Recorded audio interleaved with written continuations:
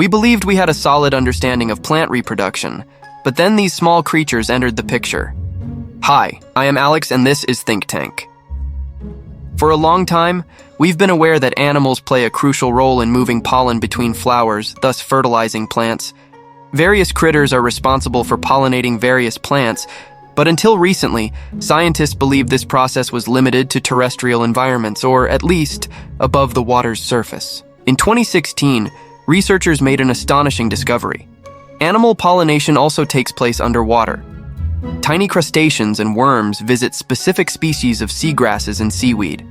They collect the sticky, mucus-like pollen, known as spermatia, which is essentially the underwater equivalent of terrestrial pollen.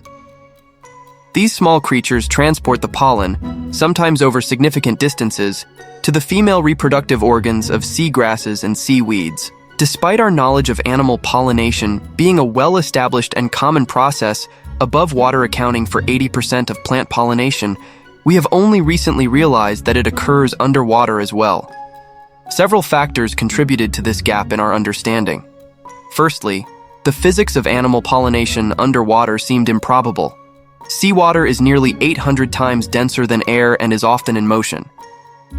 It seemed unlikely that small creatures could easily navigate underwater to pollinate the tiny flowers that exist there.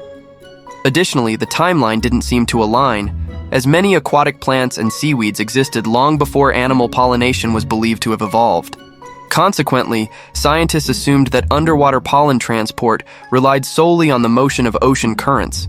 As a result, researchers weren't actively investigating evidence of animal pollination beneath the waves. Moreover, it's not a simple phenomenon to stumble upon since it occurs at night on a small scale, with many of these pollinators being no larger than the tip of a pencil. It took observant and open-minded researchers to uncover the fact that aquatic animals can and do serve as pollinators. In some ways, this discovery may not have significant ecological implications, as most pollination of seagrasses and seaweeds, and underwater pollination in general, likely occurs through water motion. However, the mere existence of underwater animal pollination is a major breakthrough. These minuscule pollen-carrying creatures remind us that science is conducted by humans, and what may seem logical to us doesn't always align with the way nature operates. Nature can still surprise us. I hope we were able to fascinate you with this new discovery. Also, check out our other videos. Thank you for watching.